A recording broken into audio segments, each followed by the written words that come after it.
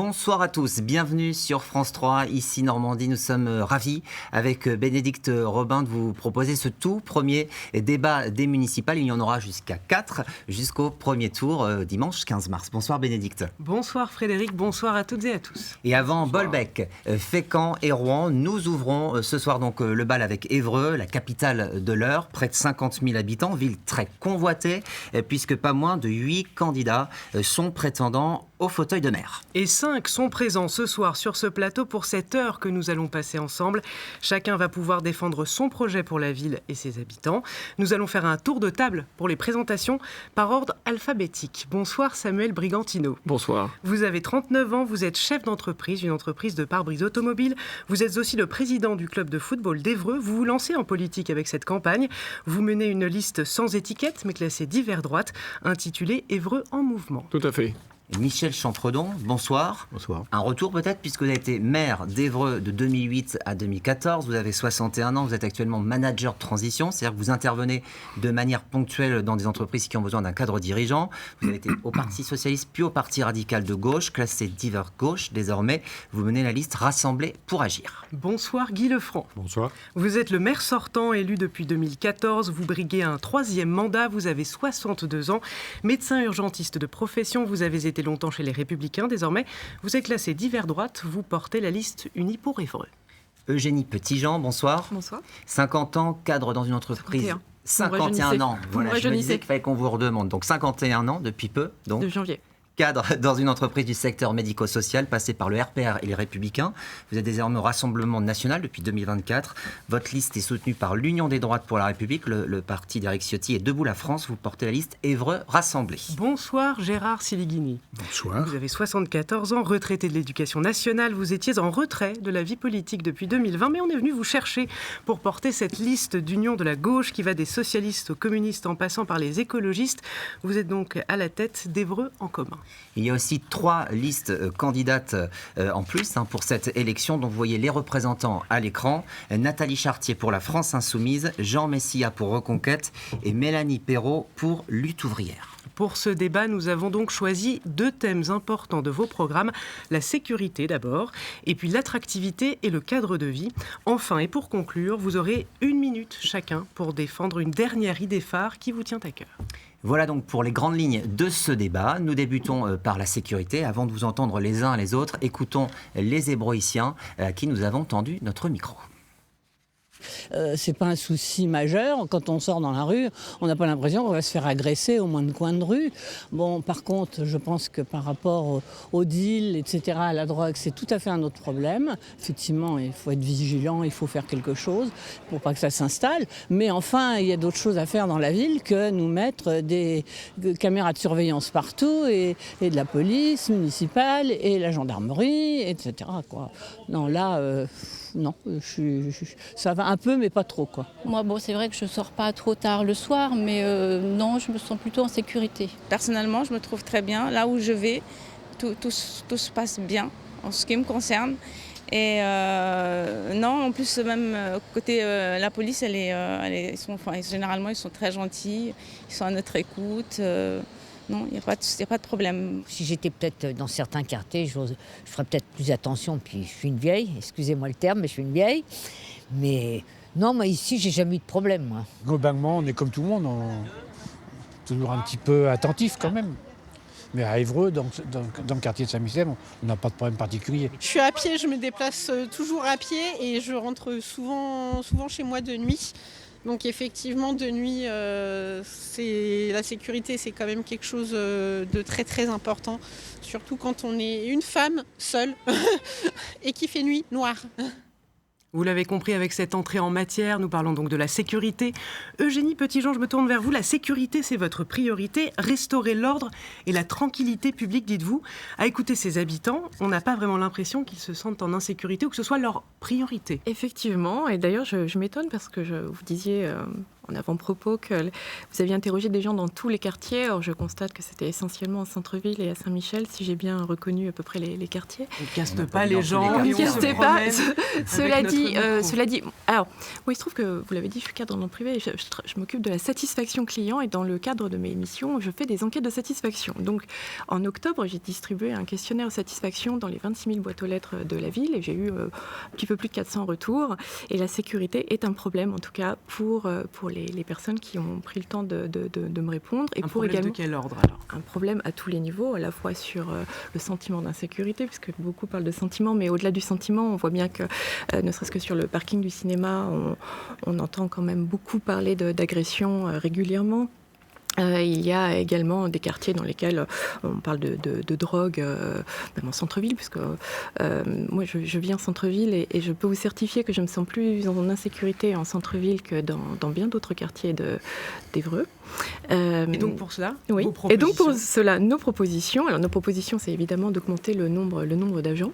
Alors le bon ratio, je considère que c'est 1 pour 1000. Enfin, quand je dis je considère, c'est pas un chiffre qui est au hasard comme ça. Ça a été un petit peu réfléchi quand même. 1 pour 1000, donc pour Évreux, à peu près 50 000 habitants, donc environ 50 agents.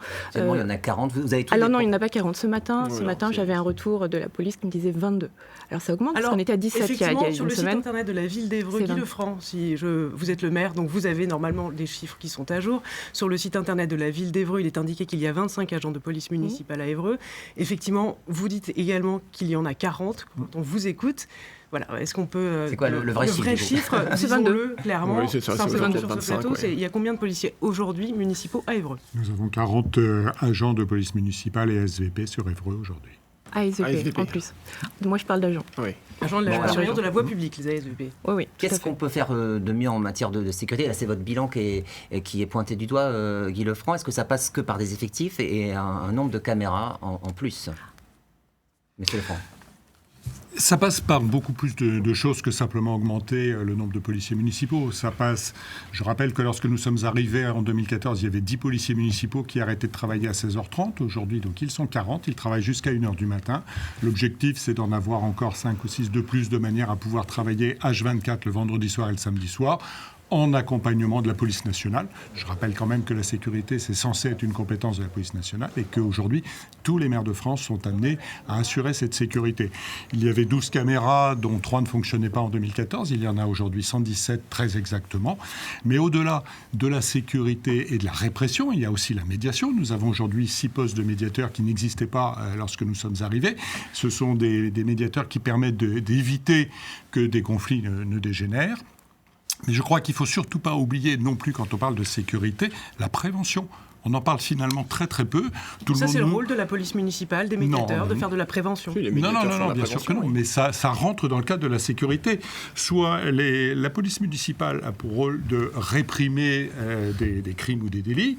Le rôle des médiateurs, c'est de les éviter. Le rôle des animateurs, le rôle des préventeurs, c'est d'éviter que ces situations n'arrivent avant même qu'elles ne dégénèrent. Et là-dessus, nous avons un énorme travail que nous avons mené en partenariat avec le département qui a mis en place des éducateurs spécialisés, en partenariat avec l'État, avec lesquels nous travaillons sur les bataillons de la prévention.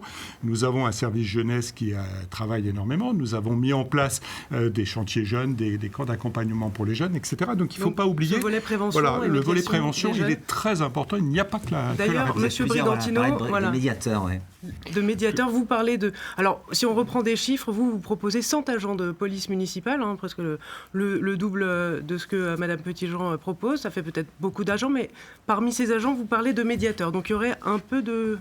Et quel serait le profil de ces personnes? Tout à fait. Alors, il est clair qu'aujourd'hui, nous devons reprendre le terrain.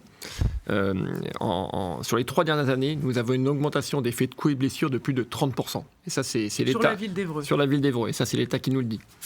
En 2020, sur ce même plateau, monsieur le maire sortant Guy Lefranc nous annonçait 50 postes de policiers municipaux. En 2026, il en annonce 45. Donc déjà, il baisse au niveau des effectifs, mais dans les faits, nous savons qu'il y en a à peu près uniquement 25. Donc cette situation se traduit comment ? on rencontre, nous, des habitants pendant la campagne et qui nous répètent à chaque fois les mêmes informations. J'ai rencontré encore dernièrement une dame parking des Douves qui m'expliquait que le soir, passé 19h, elle ne se permet même plus d'aller le long de la berge de Lytton pour aller au cinéma. Parce qu'elle a peur de rencontrer des groupes ou des personnes qui vont l'ennuyer. Et c'est véritablement dangereux ou c'est un sentiment d'insécurité? Non, il y a un vrai sentiment. J'ai été interpellé par une maman parce que son fils s'était fait agresser devant le cinéma, racketté, voler son téléphone portable. C'est des faits qu'on voit aujourd'hui qui sont sur Évreux. Donc, ce qu'on proposera, effectivement, c'est une centaine d'agents composés de police municipale et d'agents de médiation, parce qu'effectivement, on croit beaucoup en la médiation pour prévenir et échanger et dialoguer avec les habitants. On augmentera les nombres de caméras de vidéosurveillance reliées à notre centre de sécurité. Et on installera des bornes d'appel d'urgence sur les lieux stratégiques, les écoles, les collèges, le centre-ville, dans les quartiers, de façon à ce que finalement tous les habitants se sentent en sécurité et que toute ville soit apaisée, parce qu'aujourd'hui ce n'est pas le cas. Gérard Silighini, vous, la sécurité, ce n'est pas forcément la priorité numéro 1 de votre programme. Est-ce que vous pensez justement pour la sécurité, ce qui est important sont des effectifs de police et des caméras? C'est ça la sécurité pour vous? Moi, ce que j'aimerais bien, c'est qu'on ait un bilan objectif déjà. J'ai vu que M. Lefranc avait fait un bilan avant de faire son programme. Dans ce bilan, il ne fait rien apparaître de chiffré. On n'a pas idée de ce qu'aura donné l'augmentation des effectifs de police municipale, l'augmentation des caméras, encore une fois en termes de bilan. Le seul dont je dispose, je l'ai trouvé dans la convention de coopération entre la police nationale et la police municipale. Il nous dit qu'en point remarquable, il y a une stabilisation de la délinquance, ce qui ne veut pas dire qu'elle n'est pas haute. En vigilance, une hausse des violences sexuelles, une hausse des vols, effractions dans les locaux professionnels, et on recommande d'être très attentif aux violences intrafamiliales. La question, c'est, dans ce contexte-là, où va-t-on placer la police municipale? Et je crois que c'est de cela qu'il s'agit. La police municipale, à mon sens, elle aura, je dirais, une fonction d'alerte, essentiellement, à partir du moment où elle connaîtra la population. Vous voulez en venir où exactement? Simplement, il faut une police municipale qui soit de proximité, qui soit dans chaque quartier, et une police municipale connue et reconnue par la population. Une police un peu de proximité. Une police de proximité, absolument. Sur ce terrain, Michel Chambredon aussi, vous parlez de médiation de rue, c'est un petit peu la même chose, je pense, incarnée par des policiers municipaux. Vous les rejoignez, ces deux candidats, sur ces propositions? Oui, je vais peut-être parler plutôt de mes propositions que de les leurs, mais pour... L'appellation, c'est médiateur de rue. Pour répondre directement au maire sortant, quand 12 ans après, on en est encore à invoquer la gestion de l'ancien maire d'Évreux, c'est finalement une certaine forme d'impuissance, parce que ça veut dire qu'en 12 ans, on n'a pas été capable de régler les problèmes. J'entends le maire qui dit que tout l'ensemble du dispositif est en place, entre les caméras, la prévention, l'éducation, etc. Si tout ça fonctionnait et donnait des résultats, il est évident qu'on n'en parlerait pas de façon aussi importante aujourd'hui. Oui, la sécurité est un problème vécu à Évreux. Je fais du porte-à-porte presque tous les jours. J'ai toqué à des centaines de portes avec mon équipe. Croyez-moi, les problèmes de sécurité. Mais néanmoins, je ne veux pas noircir le tableau, parce que d'abord, Évreux a beaucoup de talent, a beaucoup de potentiel, et moi, à titre personnel, je vais dans les cages d'escalier, dans les caves, dans les coins et les recoins de la ville. Je ne me déplace pas avec un agent de sécurité ou avec une sécurité personnelle. Voilà, je me sens parfaitement libre. Et donc voilà, donc le constat existe, et moi, ce que je propose, c'est une action en 4 plans, en 4 phases. D'abord, une action de prévention pour éviter la dérive, et notamment la dérive des jeunes, avec l'éducation, les éducateurs de rue, l'accompagnement familial, donc la prévention. Ensuite, une politique de sécurité efficace, c'est de la répression, la sanction, une sanction juste, rapide et effective. Mais ça, la sanction, elle vient de qui? La justice, parce qu'il n'y a pas que le maire. Le maire n'est pas un magicien voilà, non plus. J'ai été maire moi-même, je sais que le maire... que ça n'est pas forcément de votre fait. Le maire n'est pas un shérif. Donc il y a aussi la justice, il y a aussi l'État. Troisième volet de la politique de sécurité, c'est la réparation et l'aide aux victimes, qu'on oublie un peu trop souvent à mon point de vue. Et puis quatrième volet, c'est la réinsertion si on veut éviter la récidive. Ces 4 axes de politique de sécurité constituent un dispositif complet. Je peux développer les caméras mobiles, etc. Ouais. Et sur la police armée, puisque ça, c'est sous Guy Lefranc que ça s'est fait depuis 2017, si vous arrivez au pouvoir les uns les autres, vous gardez ce principe d'une police armée ou vous avez quelque chose à redire là-dessus? Non, mais la police armée, Attendez, l'un après l'autre, peut-être. Il faudra être présent sur le terrain, 24 heures sur 24, 7 jours sur 7. Parce que tout à l'heure, M. Sévigny en parlait, on a beaucoup de hausses aussi d'effractions dans les bâtiments professionnels. Moi, toutes les soirées, je suis obligé de mettre une sécurité privée qui va venir tourner sur les différents bâtiments parce que nous sommes sans cesse embêtés, fracturés. Est-ce que vous avez une entreprise ? Bien sûr, on a vu d'ailleurs au passage, vous parlez de ça dans votre programme, que vous proposez une aide financière de 200 € pour s'équiper d'une alarme.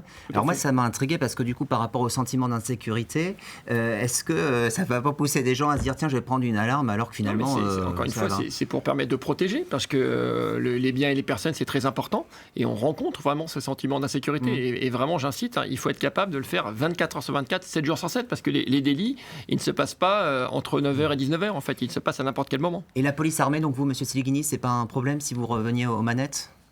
Lorsque ça a été voté en 2017, j'avais demandé à ce qu'il y ait une évaluation. Parce que armer des policiers municipaux, c'est changer leur statut d'une certaine façon et changer le regard qu'on a sur eux.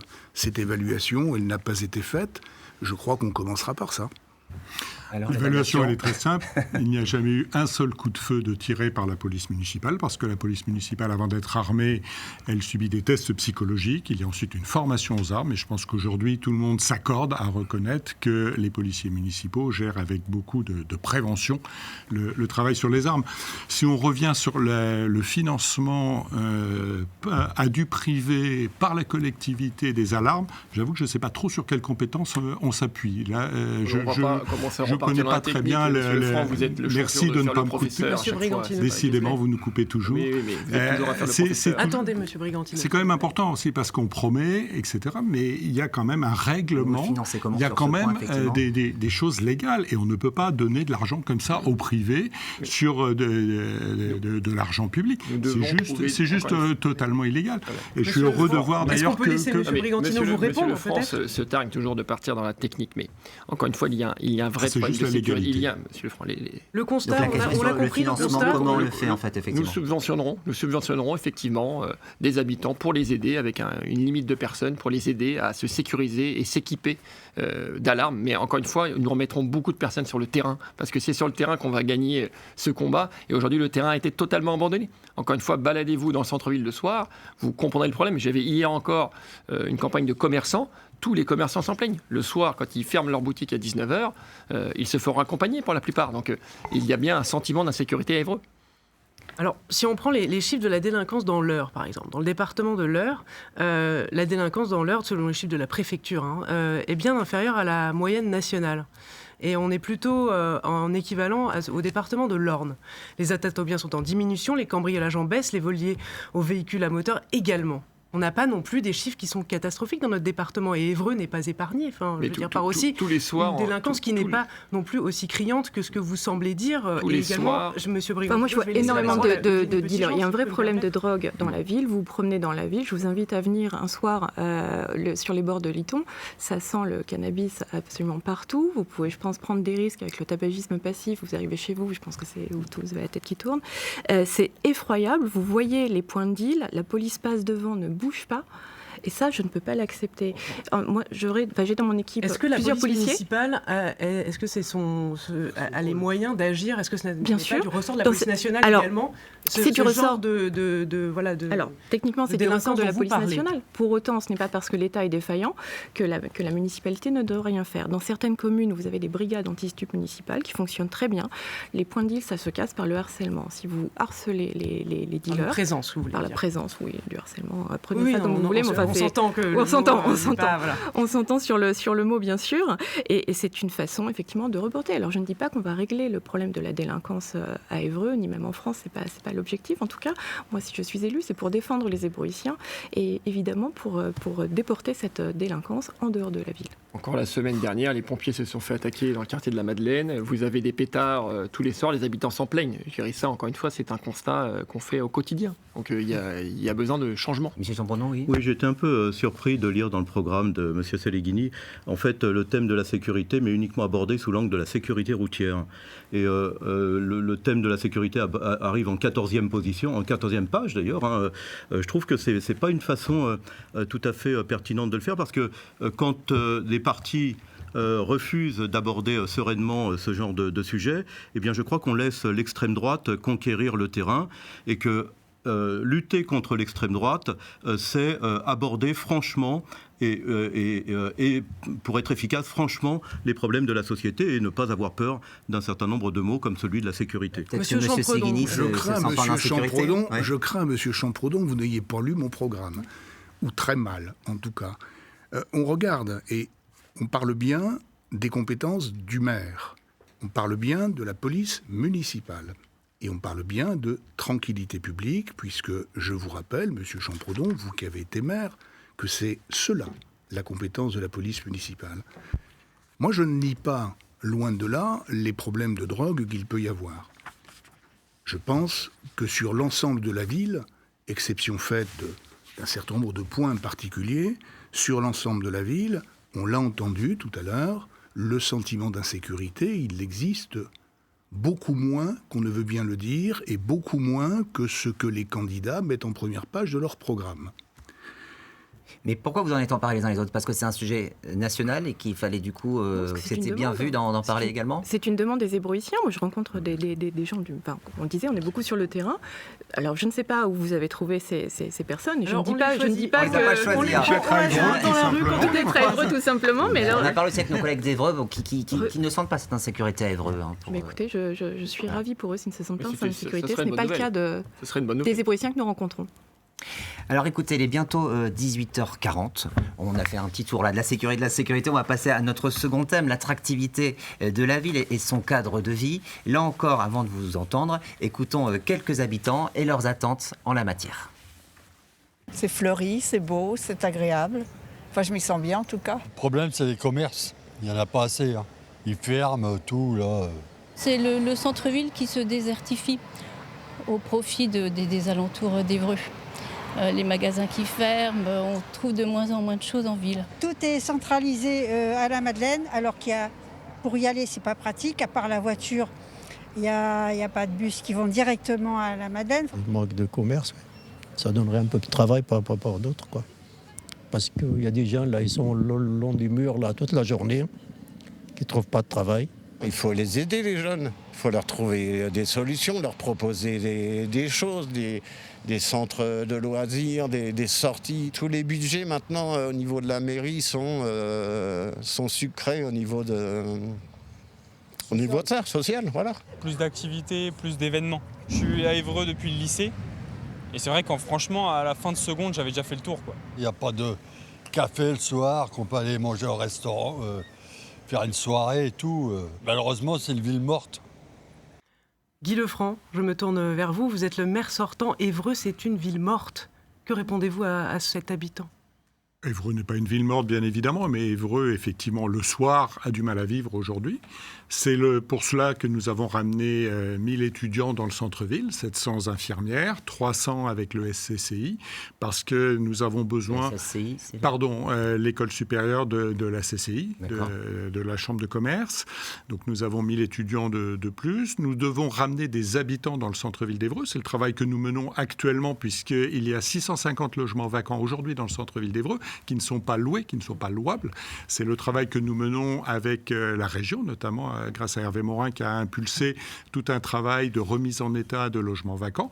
Et donc le diagnostic a été fait. Maintenant, nous allons pouvoir nous attaquer à la remise en état de ces logements en interrogeant les professionnels du secteur.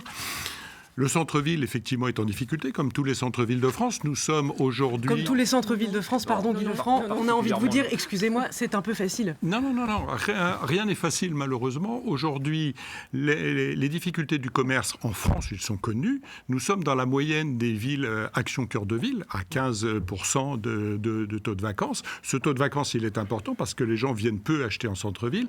Pourquoi ? Les causes sont connues. La première raison, c'est d'abord le e-commerce. La deuxième raison, c'est la deuxième main. La troisième raison, c'est le low cost. Toutes les études le montrent aujourd'hui. Et donc, il est difficile aujourd'hui de le faire vivre. C'est le travail que nous avons mené. D'abord, il fallait réhabiliter le centre-ville. On ne va pas dans un endroit qui est moche, dans un endroit qui est sale, dans un endroit qui n'est pas fleuri. C'est le travail que nous avons mené depuis 12 ans. Aujourd'hui, le centre-ville et les autres quartiers également ont été réhabilités. Est-ce que ce ne sont pas les travaux, même s'il fallait faire, qui ont provoqué ces fermetures ? les 15%, c'est une soixantaine de cases. Hein, voilà, il y a actuellement exactement 62 commerces vacants, 17 sont en cours de reprise. Puisque évidemment nous le suivons quotidiennement. Donc sur les 62 commerces vacants, 17 sont en cours de reprise. Il y a également un autre sujet, c'est le coût des loyers. Très prohibitif aujourd'hui sur Évreux. Donc oui, il faut créer de l'animation. C'est le travail que nous menons avec les Envies de bouger le jeudi, par exemple, où nous mettons en place des petits concerts qui permettent d'animer la ville.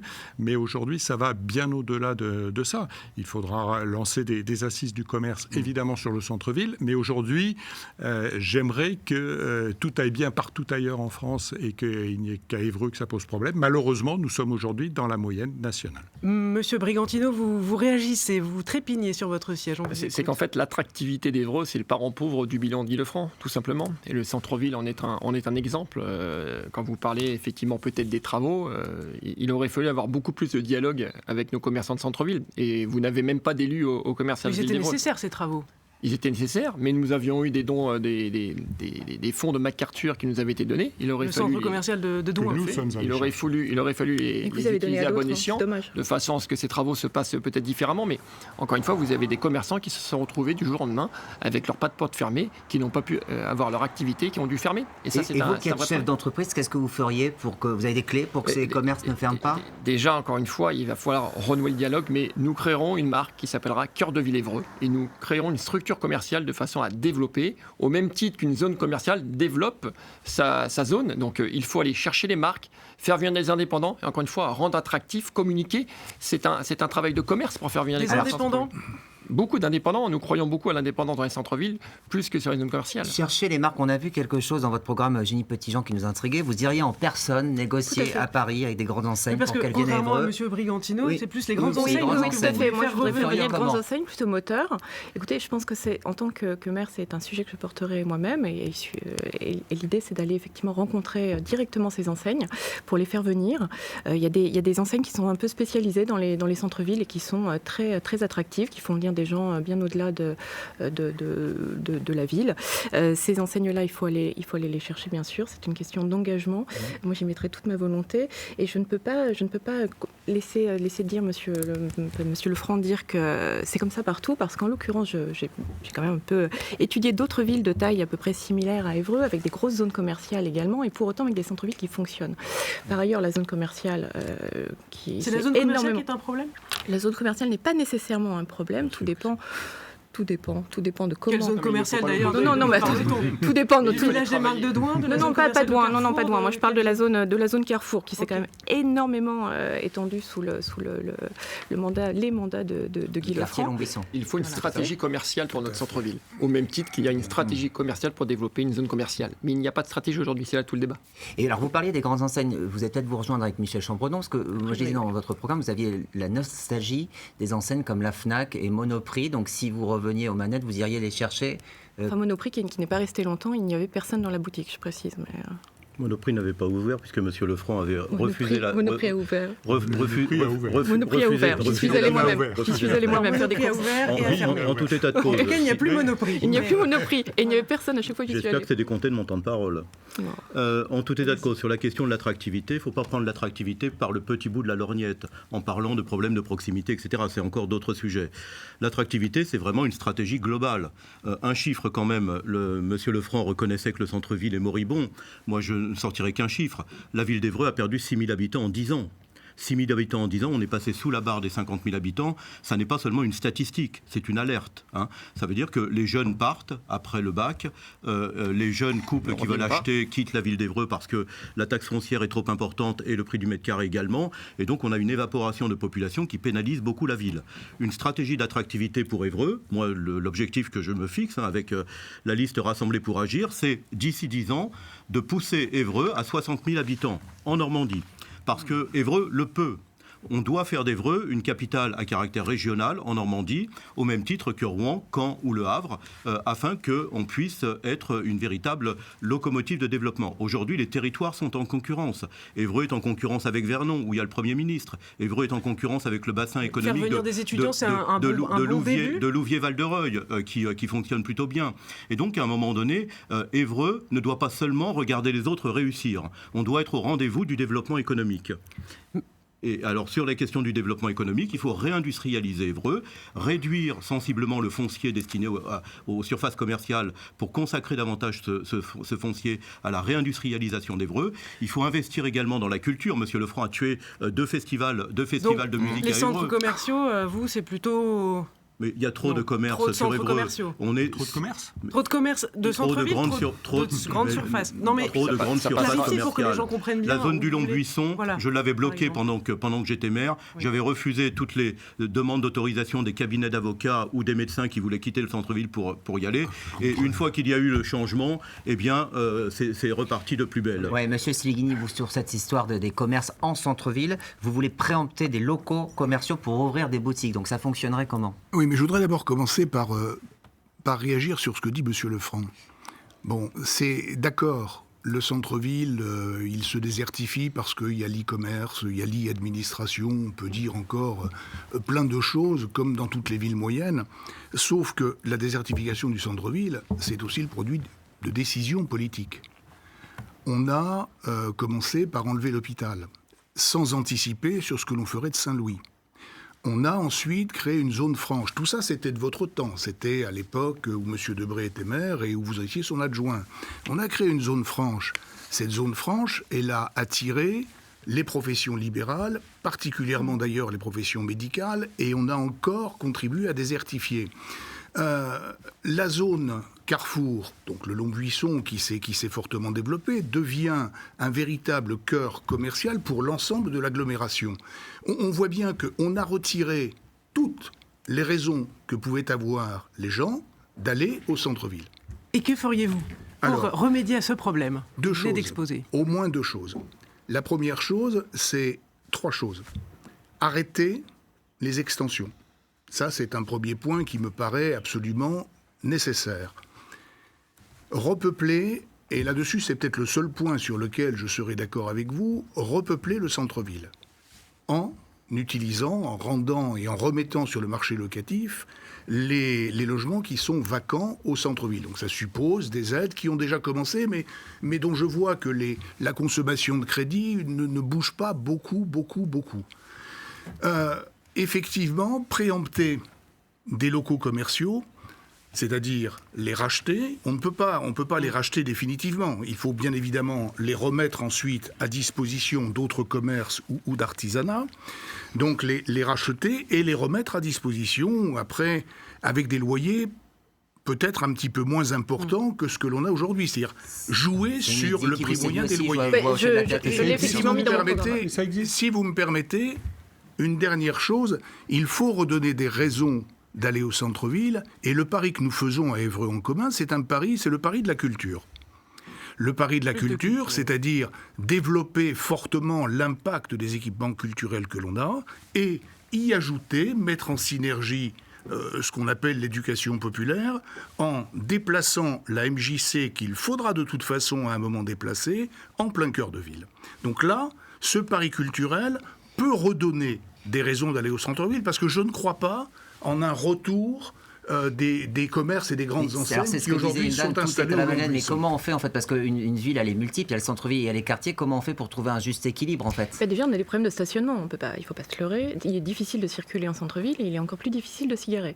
Même si M. Lefranc, qui est un chauffeur, peut-être ne s'en rend pas compte. Non, je n'ai pas de chauffeur. Je n'ai ni chauffeur ni garde du corps. Non, c'est pas moi. Vous confondez. Vous confondez avec quelqu'un d'autre. Attendez, tout le monde parle en même temps. Alors, allez-y, peut-être, laissons terminer Madame Petitjean. Oui, pour le stationnement, moi j'ai une proposition. Parce que beaucoup de gens qui font leurs courses dans la zone de Carrefour disent que c'est pratique parce qu'effectivement on peut se garer, c'est gratuit. Et c'est un fait. Et en centre-ville, on a du mal à se garer et c'est payant. C'est par opposition. Et bien moi ce que je propose, c'est un système de fidélité. C'est quelque chose qui existe dans d'autres communes. Ça fonctionne très bien. Vous consommez chez un commerçant de centre-ville, ça crédite une carte qui vous permet de payer le stationnement. C'est-à-dire que ce sont uniquement les gens qui consomment qui bénéficient bénéficient d'une aide au stationnement. Ça évite que les gens les voitures ventouses, etc., qui pourraient s'installer durablement sur l'espace public.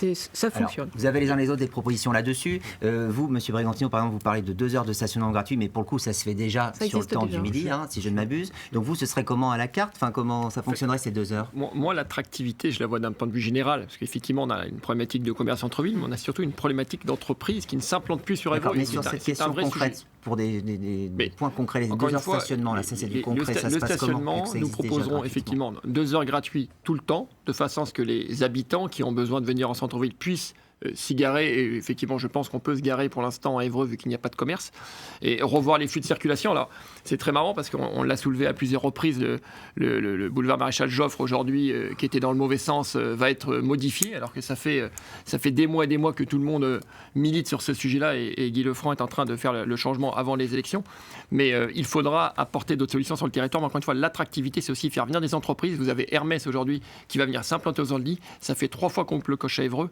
et c'est une vraie problématique aujourd'hui. Faire venir des entreprises, c'est faire venir de l'emploi. Guy Lefranc, vous vouliez répondre? Oui, quelques mots très rapides. Sur la foncière de Normandie dont rêve Gérard Siligny, il va être heureux puisque ça existe déjà depuis des mois. Ça a été voté à l'unanimité en conseil communautaire. Nous sommes aujourd'hui sur l'achat de plusieurs murs commerciaux. Je pourrais citer le Franklin, qui enfin n'est plus en procédure judiciaire. Je pourrais citer la maroquinerie qui est fermée en face de la mairie. Et donc nous travaillons aujourd'hui pour acheter des murs commerciaux. Donc ça existe déjà. Sur la promotion des locaux commerciaux. Sur l'achat des locaux commerciaux. Je suis heureux qu'on parle des étudiants, puisqu'effectivement, en 10 ans, nous sommes passés de 2500 à 4500 étudiants. Donc ça fait partie de l'attractivité de la ville. Il y a ceux qui rêvent et puis il y a ceux qui agissent. Aujourd'hui, nous avons quasiment doublé le nombre d'étudiants à Évreux, pas nous simplement, avec le travail que nous menons, avec le travail que mène la région, par exemple sur les kinés ou sur les audioprothésistes. Sur le Long-Buisson 3, je rappelle que lorsque nous sommes arrivés, il n'y avait quasiment plus de terrain disponible pour faire venir des entreprises. Aujourd'hui, au bout de plusieurs années, nous avons réussi à installer le Long-Buisson 3, sur lequel nous avons aujourd'hui des prospects importants. Je rappelle qu'en 4 ans, merci de ne pas me couper une fois de plus, je rappelle qu'en 4 ans, nous avons vendu 209 000 m2 très exactement sur le territoire de l'agglomération, ce qui a permis de stabiliser 750 emplois, dont 320 nouveaux emplois en 4 ans. Ça, c'est la réalité. Il y a ceux qui rêvent de problèmes d'insécurité ou ceux qui rêvent de problèmes d'attractivité, et il y a ceux qui y vivent. Et puis il y a ceux qui vivent effectivement à Évreux depuis longtemps et ceux qui le découvrent. Et justement, l'attractivité, c'est aussi la santé. Et en tant que médecin, qu'avez-vous fait? Moi, je travaille aux urgences. Et vous? Eh bien, sur l'attractivité, attendez, monsieur Michel Chambourdon. Oui, sur l'attractivité, le problème du maire sortant, c'est que forcément, pour lui, tout est fait. Et pour autant, il y a énormément de problèmes à Évreux. Et comme je le disais tout à l'heure, Évreux est quand même une ville en déclin. L'attractivité, c'est investir dans le domaine de la formation d'enseignement supérieur. Alors, l'enseignement supérieur public a reculé sur Évreux. Certes, il y a des écoles business qui se sont développées. C'est toujours ça, on ne va pas dire non. Mais en tout état de cause, il faut se battre auprès de l'Université de Rouen avec le Conseil régional pour obtenir davantage des cycles de formation complets. Il faut travailler sur la question SNCF Évreux-Paris, qui est une ligne complètement sinistrée. Le week-end, il n'y a même pas de train pour aller à Paris et même pas de car de substitution. Il faut travailler sur la liaison SNCF Évreux-Rouen à l'époque où il y avait... Ça, effectivement, aussi, c'est la région avec laquelle la région. Le maire d'Évreux est vice-président de la région. On attend ses combats sur ce genre de sujet.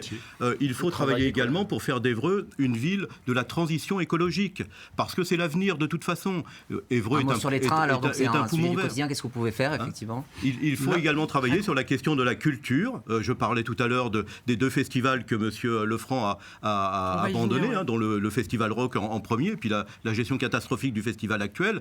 La question culturelle, avec une vraie scène des musiques actuelles, un programme donc en partenariat avec le ministère de la Culture, donnera une vraie dimension culturelle à Évreux. Et puis il faut travailler pour faire d'Évreux une ville accessible pour les personnes à mobilité réduite et les personnes touchées par le handicap. Et puis la question de la cause animale est aussi un sujet de qualité de vie et d'attractivité d'un territoire. Je pense qu'on a vraiment beaucoup à faire sur tous ces aspects en matière d'attractivité d'un territoire. Ça n'est pas un aspect, c'est l'ensemble de ces politiques qui doivent être conduites avec vigueur et avec une vraie volonté politique. Oui, tout est attractivité. Et est-ce qu'on a les moyens de faire tout ça? Parce qu'il y a aussi des projets qui sont enclenchés. Vous les trouvez trop chers, mais les projets, ça attire du monde aussi. Est-ce que c'est jouable? Je pense que la piscine, la rénovation de la... Nous devons retrouver aussi un alignement politique avec le département, avec la région, avec l'État. Aujourd'hui, Évreux est en conflit perpétuellement lorsqu'il faut porter un projet mutuel. Je prends l'exemple du projet 2x2 voies que M. Lefranc n'a pas porté, qui aurait ouvert Évreux sur Paris. Et ça, c'est une vraie problématique pour notre ville. Vous prenez une entreprise, encore une fois, qui voudrait bien s'implanter à Évreux, elle va réfléchir toujours de sa façon la plus simple pour venir sur Évreux. Et on ne l'a pas fait. Et c'était un projet qui aurait pu être porté au premier mandat, qui ne l'a pas été fait. Monsieur Siliguini, vous vouliez répondre? Oui, l'attractivité, moi je crois qu'il y a deux niveaux sur lesquels le maire, président d'agglomération, peut travailler. Le premier niveau, c'est effectivement la qualité de vie, ça on l'a vu, c'est le centre-ville, c'est ce genre de choses. Le second niveau, c'est peser avec l'agglomération sur les infrastructures. Quand je dis peser avec l'agglomération, encore faudrait-il que l'agglomération dispose d'un projet de territoire digne de ce nom et d'un projet de territoire, Monsieur Lefranc, qui soit consensuel et qui soit porté par l'ensemble des acteurs. Ce projet de territoire, vous ne l'avez pas mis en place. Moi, je dirais que depuis les cahiers d'acteurs qu'il y a eu autour de la ligne nouvelle Paris-Normandie, il n'y a rien eu.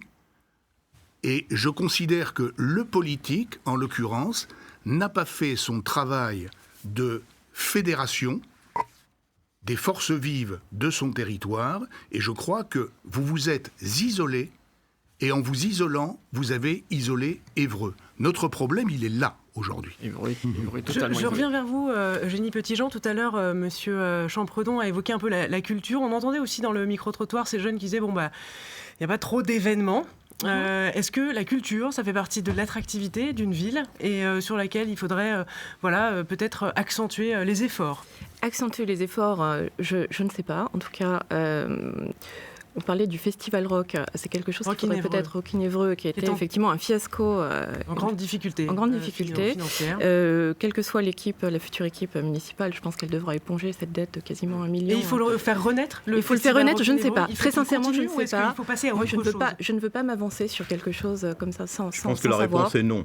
Non, je n'ai pas dit non. Je n'ai pas dit non, vous me faites dire non. En l'occurrence, sur la culture, j'ai répondu déjà dans Info sur le sujet. Il ne s'agit pas de baisser, en tout cas, les subventions à la culture. Ce n'est pas du tout l'idée. Simplement, peut-être faire différemment. Des choses plus attractives, plus accessibles, qui fassent venir plus de monde. Une culture populaire avec des concerts qui font venir du monde. Des concerts gratuits? Non, pas gratuits, non, mais des concerts qui s'organisent. Il y a des tourneurs. Moi, j'ai rencontré déjà un tourneur là qui est venu me voir sur le sujet des concerts en me disant, nous, on peut s'engager à faire venir telle tête d'affiche. Ça ne coûtera rien à la ville. On s'organise. Et moi, ça me va très bien si ça ne coûte rien en plus. Donc, le sujet du festival, c'est vraiment quelque chose de très sensible sur Évreux. Parce que c'est une des identités d'Évreux, vous pensez? Bien sûr, c'est une identité. Et puis surtout, le dernier festival s'est très très mal passé. Et vous vous retrouvez aujourd'hui avec des dizaines d'entreprises qui ont eu des factures impayées parce que vous avez un maire qui a décidé coûte que coûte de faire un festival, alors que très concrètement, vous aviez 5 000 billets de vendus et aujourd'hui, vous avez 900 000 euros de dettes qui n'ont pas été payés. Et toutes ces entreprises-là, c'est des entreprises d'Évreux. Et si vous étiez élu, vous le relanceriez? J'y ai participé beaucoup au festival de 2024.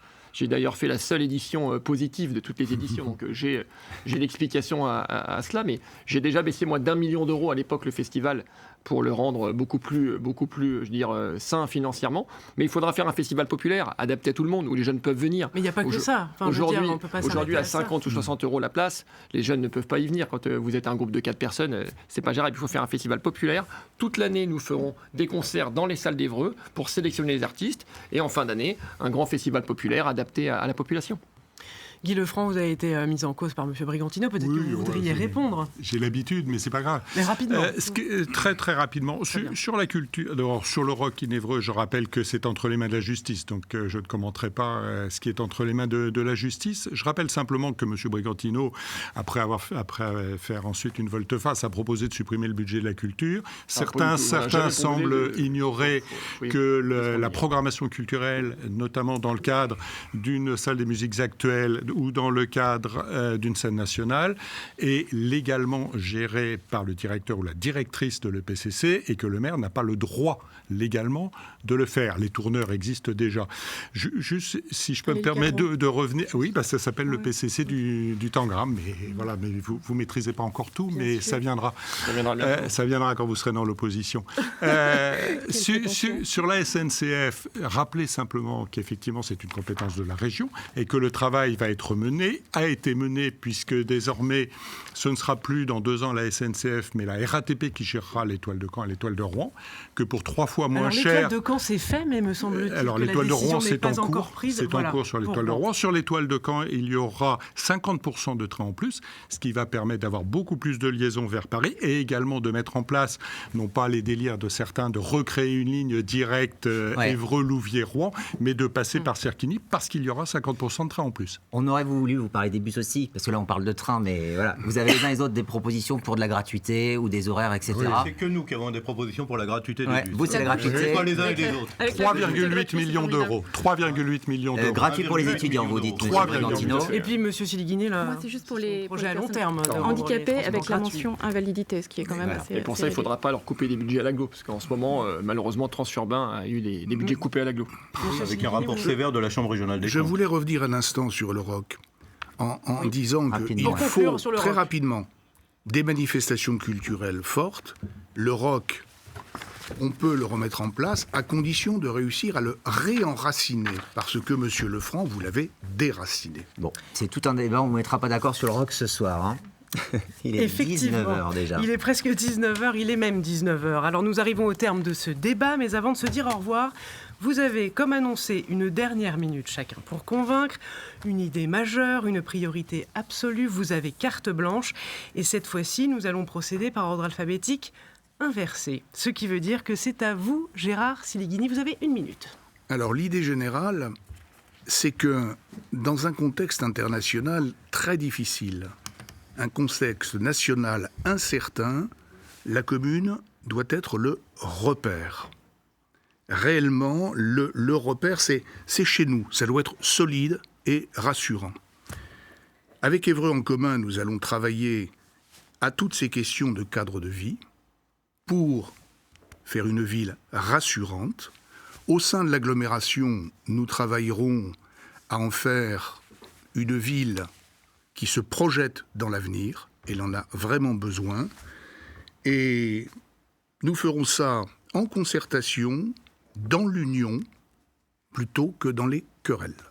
Merci Gérard Siliguini. C'est à vous Eugénie Petitjean, donc vous avez 1 minute. Alors j'ai 1 minute, effectivement. Donc en termes de priorité, au-delà de la sécurité, parce qu'on n'en a pas pu en parler, je voudrais agir sur la santé, faire venir des médecins à Évreux, ça me paraît primordial. J'ai 2 médecins sur la liste et plusieurs médecins dans mon équipe qui m'ont beaucoup aidé à travailler sur ces sujets de déserts médicaux. Et je voudrais en tout cas pouvoir le dire aux Ébroïciens. C'est un sujet que nous prendrons vraiment à cœur et nous avons des solutions pour faire venir des médecins. Au-delà de ça, ce que j'aimerais dire également aux Ébroïciens, c'est qu'aujourd'hui, on est à un tournant historique. Est-ce que vous souhaitez continuer avec cette brutalité, cette violence, cet irrespect de la ville d'Évreux, les petits arrangements entre amis, le gaspillage d'argent public, le manque de transparence dans l'attribution des marchés publics également, ou alors est-ce qu'on peut se dire qu'il est urgent d'agir et de changer de cap ? Je pense que la réponse, nous sommes tous d'accord, c'est qu'il est urgent de changer de cap. Donc moi, ce que je vous propose, c'est un contrat clair. Pardon ? Allez-y, vous avez presque fini. Pardon, j'ai presque fini. Un contrat clair avec de la probité, évidemment. Et on a terminé, c'est ça ? Merci, Eugénie Petitjean. Je me tourne vers 1 minute, ça passe très vite. Guy Lefranc, vous avez 1 minute, ça passe vite. Chère Ébroïcienne, cher Ébroïcien, depuis 12 ans, vous m'avez confié la mairie d'Évreux, vous m'avez confié le redressement de cette ville. Je vous propose de poursuivre ensemble cet engagement pour nos enfants, pour nos petits-enfants. Continuons à redevenir fiers d'habiter à Évreux. Continuons à faire enfin d'Évreux une ville sécure, une ville de la solidarité, une ville de l'engagement. Nous avons l'expérience face à un monde changeant, complexe, dangereux. Nous proposons le renouveau avec une équipe renouvelée à plus de 50%. Ensemble, poursuivons le travail. Merci Guy Lefranc. C'est à vous donc, Michel Champredon, pour 7 minutes. Chers habitants d'Évreux, chers citoyens, Évreux recule. On en a parlé tout à l'heure. Perte de 6 000 habitants, un centre-ville asphyxié, des départs d'entreprises. Moi, je rencontre beaucoup d'habitants qui expriment leur amour pour la ville, mais qui vivent mal ce déclin. Je refuse pour ma part cette situation, parce qu'Évreux a beaucoup d'atouts. Beaucoup de compétences, des entrepreneurs, des jeunes de la matière grise, de la créativité. Nous sommes à 100 km de Paris. Aujourd'hui, Paris est plutôt un aspirateur de matière grise et de talent, plutôt que ce soit la ville d'Évreux qui profite de cette proximité parisienne. Avec Rassembler pour agir, je propose une action en 2 dimensions. La première, c'est de régler les problèmes du quotidien, particulièrement travailler sur les questions sérieusement de sécurité et de propreté et de vie quotidienne. Et deuxièmement, de développer l'attractivité de la ville, je le disais tout à l'heure, avec un objectif d'une ville qui rayonne en Normandie. Merci Michel Champredon. Vous avez écoulé votre minute, c'est à vous, Monsieur Brigantino. Alors, cela fait plus de 20 ans que Guy Lefranc est aux affaires et on ne peut pas vraiment appeler ça le renouveau. Moi, je dirais plutôt que c'est le mandat de trop. Le mépris, il se traduit par l'usure du pouvoir d'un homme. Et aujourd'hui, les habitants sont en colère et ils n'ont plus confiance. Évreux a besoin d'un changement d'équipe, d'un changement de méthode. L'équipe d'Évreux en mouvement porte ce changement. Une équipe jeune avec de solides compétences. Une équipe qui s'est choisie. Vous avez été nombreux à saluer notre programme. Vous y avez trouvé des réponses à vos problématiques, des propositions réalistes et de bon sens. Vous savez pourquoi, en ma capacité, vous avez foi en ma capacité de rassembler autour de notre ville, de fédérer les agents de la collectivité et être proche de tous ses habitants. Alors oui, aujourd'hui nous sommes prêts. Cette nouvelle dynamique ouvre un nouveau chapitre pour les 6 prochaines années, dans un esprit apaisé et rassembleur. Alors, le 15 mars, avec vous, on entreprend le changement en confiance. Merci Samuel Brigantino. Puis on va refaire un petit tour bonus. 10 secondes chacun. On va le refaire dans l'autre sens. Vous arrivez donc au pouvoir le 22 mars, ou le 15 mars s'il n'y a qu'un tour. La première mesure. Refaire un audit avec tous les agents de la collectivité pour leur redonner confiance et leur donner envie de se battre pour les habitants d'Évreux. Michel Champredon. Mettre en place le bus gratuit et mettre en place les mesures de sécurité publique. Guy Lefranc pour l'alphabet. C'est l'alphabet. Faire voter le budget tel que nous l'avons présenté, malgré les difficultés imposées par l'État. Eugénie Petitjean. Alors une chose très simple et qui pourrait être réglée très rapidement, m'attaquer aux petites choses dangereuses sur les trottoirs qui font tomber énormément de personnes âgées, de personnes tout court d'ailleurs, avec beaucoup d'accidents constatés par les pompiers. Gérard Séligné. Rencontrer les personnels. C'est ça, non, c'est... Non, les petites... non, pas du tout. Non, en fait, vous avez des poteaux qui sont arrachés pardon, avec des petites choses non métalliques qui dépassent. C'est extrêmement dangereux. Les gens tombent régulièrement. Votre mesure, Gérard Séligné. Rencontrer les personnels et puis regarder de très près le budget avant un audit qui sera mis en place le plus rapidement possible. Eh bien, merci à tous d'avoir accepté notre invitation. Merci à vous de nous avoir suivis. Je vous rappelle aussi donc qu'il y a 3 autres listes candidates à Évreux pour cette élection, dont vous voyez les têtes de liste à l'écran. Nathalie Chartier pour la France Insoumise, Union populaire d'Évreux, c'est le nom de la liste. Jean Messia pour Reconquête, à la Reconquête d'Évreux. Mélanie Perrault pour Lutte ouvrière, LO, le camp des travailleurs. Ce débat et ce qu'il faut en retenir, c'est à retrouver dès maintenant sur notre site internet. Restez sur France 3 Normandie, tout de suite votre édition Bête Scène, suivie du journal régional. Très bonne soirée.